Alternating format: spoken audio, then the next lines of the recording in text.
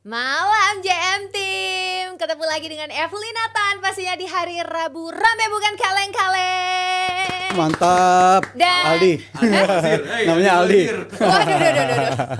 Udah langsung rame aja. Yes, karena hari ini kita live, jadi jangan lupa juga nyawer-nyawer ya. Let's go. Anyway, Zal, Oi, aman? aman sejauh ini. Hampir ngibarin bendera putih aja tapi masih aman kok. Kalau minggu-minggu lalu nanya kan, apa nih Evelyn? Sekarang udah langsung ngerti aja ya. Kemarin Langsung baru ya. naik dikit. Jeblok lagi. Back to Clean earth. sheet lagi ya. Yes. Yang clean sheet City-nya maksudnya. Oh kaleh. Gak apa-apa. Terlalu terlalu nih Evelyn nih. Enggak. bener, ya, Mungkin bener, kan bener. Pep kan laga ke-1000 jadi lagi semangat Hadiah. aja. Istimewa ya. Hadiah buat dia, betul. Gak apa-apa. Tapi konten ramai kemarin itu ya, Evelyn ya. lagi. Apa itu Maaf ya. kebobolan 2 langsung. Kan gue bilang nggak usah. Selalu begitu emang, Hah? selalu Ya? begitu. Ya? Selalu Ya, boleh, begitu. Jal, ya? Hal kayak gitu selalu terjadi setelah abis ngejinx Abis gitu, kejadian ngejinx, biasanya. walaupun gue gak percaya ngejinx tapi kemarin kejadian. Gak apa-apa lah, biar rame Evelyn ya. Boleh, Iya boleh. sih. Pelajaran Tapi ya udah deh. kamu. Evelyn behave deh hari ini Nah. dia roasting lagi. Takut banget loh kena karma, kena ain. Banyak yang DM gak? Banyak. Nah, Kak kan. tuh apa nggak kebobolan kan katanya. Kena juga kan. Yeah. Tuh udah ada yang nanya Evelyn bakal yeping lagi nih. Dan takut banget nih, maafin ya JM Team semuanya. Tapi jangan berhenti Evelyn. Lanjutkan. Terus, lanjutkan. Lanjutkan terus. Lanjutkan. Semangat ya, kita masih Iya. semangat karena kita masih nyaman di puncak klasemen ya Kak Ali. Nah, baru gue bilang. Ya kan? Tetep. Udah, tolong jangan sombong, mari kita Iya. rendah hati ya Kita kan. mah fakta aja Evelyn ya. Iya, bener banget. Anyway, ini kenapa ya perasaan hati Evelyn kok deg-degan banget. Padahal kan ini lagi masuk ke jeda internasional gitu loh. Agak sulit untuk melihat tim-tim kesayangan kita untuk bermain. Tapi kok deg-degan ya? Kenapa ya? Kenapa kira-kira? Deg-degannya happy lagi nih. Oh, ternyata mungkin ini yang disebut dengan sebangga itu sama timnas U17 Indonesia. Yeay! Keren. Hebat banget yang kemarin udah melawan Honduras dan akhirnya bisa membawa kemenangan. Bukan saja kemenangan yang berarti 3 poin untuk Indonesia, tapi itu juga mencetak sejarah loh, rekor banget nih ya. Yap. Ini menjadi perwakilan tim Asia Tenggara yang akhirnya bisa mencetak kemenangan di ajang Piala Dunia. Kasih Keren. tepuk tangan dulu dong. Keren. JM Team semuanya Luar biasa. juga boleh komentar-komentarnya ya. Nah, kalau buat pundit-pundit yang ada di sini, siapa nih yang mau langsung bersuara Oke. soal performa ini, soal kemenangan ini? Silakan. Gue sangat-sangat salut ya sama perjuangan timnas U17 Indonesia ini, terutama secara overall dengan meraihan 3 poin total dari 3 pertandingan, di mana lawannya bisa dibilang tricky ya. Ada Brazil, sang raja kelompok umur di Piala Dunia, abis itu ada Honduras yang terbukti bisa kita kalahin, dan juga ada Zambia. Ini calon-calon negara kekuatan baru dari Afrika menurut gue, karena perjalanan mereka begitu luar biasa. Dan jujur, gue bilang juga waktu live reaction minggu lalu ya, ketika saat itu gue bilang dengan kita tampil lagi di ajang U17 saat ini di tahun 2025 lewat jalur kualifikasi, menurut gue target kita itu udah tercapai. Oh, Dengan tampil lagi di ajang Piala Dunia U17 ini. Karena di sebelumnya kita ikutan juga di tahun 2023, tapi status kita waktu itu tuan rumah, jadi otomatis ikutan.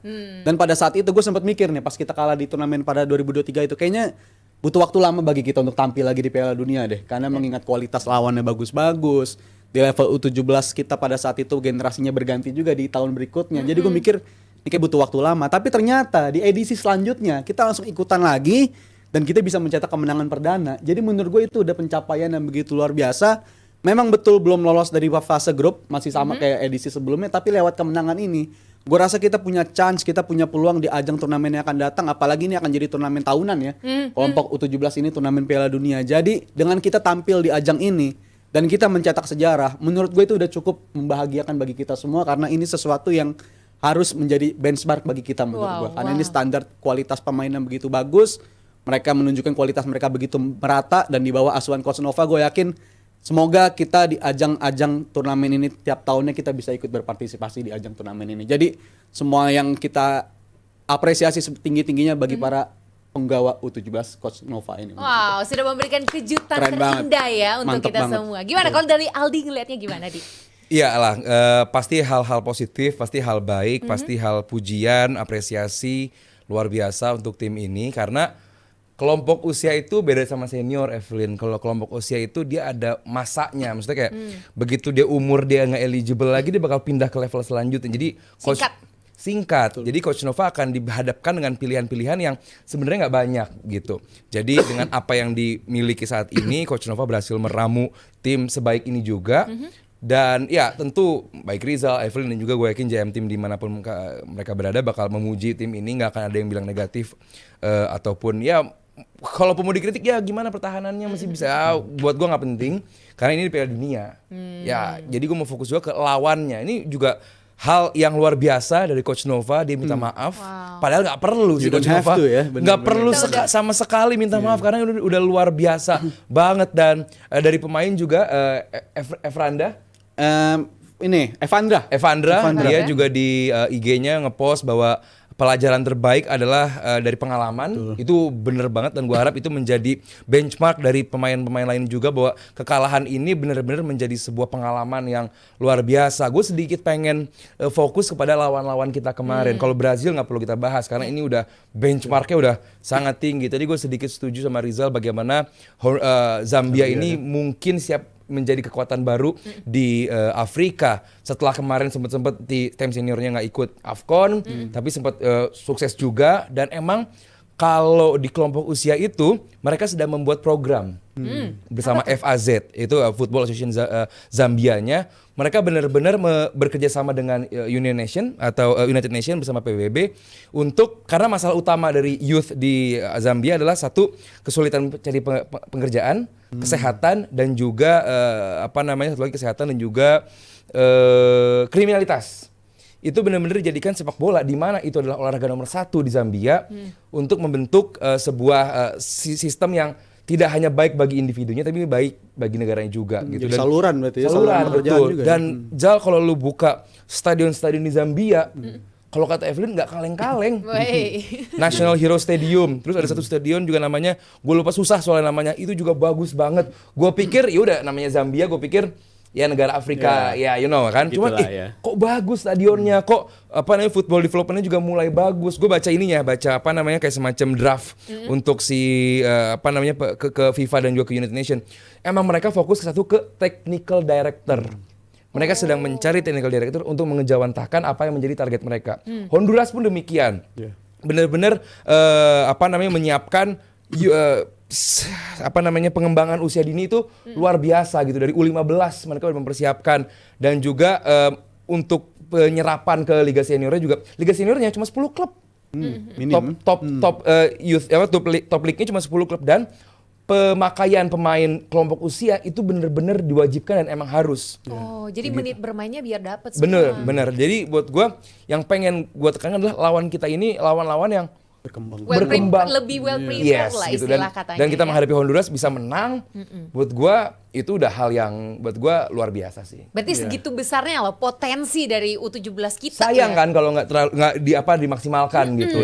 Apalagi kalau kita berbicara soal target ya. Target kan sebulan terakhir udah dicanangkan tuh kalau kita target ikut Piala Dunia di 2034. Di mana 2034 itu kalau kita pikir-pikir kan kurang lebih 9-8 tahun lagi ya. Dan kalau kita hitung-hitung pemain yang sekarang berpartisipasi di Piala Dunia U17 ini, mereka kan nyampe di usia prime tuh di tahun-tahun segitu tuh. Jadi emang squad ini secara keseluruhan emang harus dijaga level kompetitifnya dan mereka juga gua harap dapat terus menit bermain di level klub karena beberapa dari mereka juga udah mulai banyak yang tembus ke tim ini ya, klub yang di level senior. Kayak contoh Nazriel di awal musim ini di gelandang itu dapat kontrak bersama Persib gitu. Jadi semoga banyak pemain-pemain lain juga demikian karena nama-nama lu lihat ada Putu Panji, ada Mirza di sana, Evandra tadi Bang Aldi sebut itu emang kualitasnya emang bisa dikatakan sangat bagus dan gua bilang ini ajang turnamen yang begitu luar biasa bagi mereka seperti kita tahu ajang scouting dunia ini ya. Dunia itu menyorot dan gua harap ini pemain bisa dijaga terus karena nantinya kalau emang benar kita targetnya 2034 ikut Piala Dunia, gua harap nama-nama ini masih mengisi karena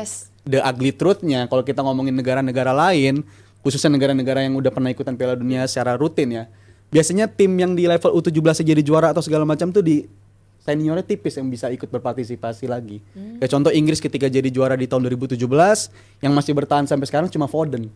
Tapi padahal di situ ada nama-nama kayak Ryan Brewster, ada Freddie Woodman, tapi untuk mempertahankan level itu emang susah. Jadi gua harap yang terjadi di negara kita semoga pemain-pemain ini bisa terus dijaga dan di 2034 kita bisa berpartisipasi di Piala Dunia lewat jalur kualifikasi. Dan pemain nggak cepat puas. Ya, itu dia. Semoga terjaga terus ini pemainnya. Yang bikin tergelincir dan susah bertahan sampai 9-10 tahun lagi itu apa? Zal, tadi yang Rizal bilang itu ya mengenai Sebenarnya kalau banyak senior di timnas Indonesia yang bisa menjadi contoh, longevity itu kayak gimana bisa diraih, bagaimana lu atlet ya lu fokus as atlet gitu. Karena nggak cuma di timnas Indonesia, di timnas Eropa pun banyak kok yang baru umur 18-19 tahun udah mulai kelihatan goyah, Bagusnya. padahal tadinya dianggap sebagai salah satu pemain yang bisa wonderkidnya gitu iya ya. gitu. Jadi ya di Indonesia sudah banyak kok contoh-contoh Bambang Pamungkas, Boas, terus juga Ismet Sofyan, pemain-pemain yang punya longevity yang panjang karena emang fokus menjadi atlet dan fokus kepada sepak bolanya gitu. Jadi buat gua